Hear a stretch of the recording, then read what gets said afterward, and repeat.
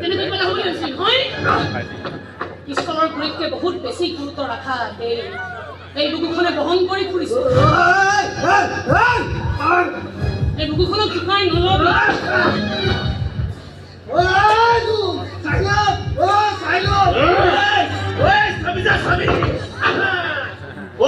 ছোৱালী জোকাই সুনামি কৰি ফুৰিছিলো নহয় এতিয়া পাইছো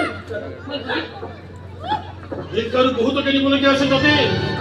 পিছে এতিয়াহে হোৱা নাই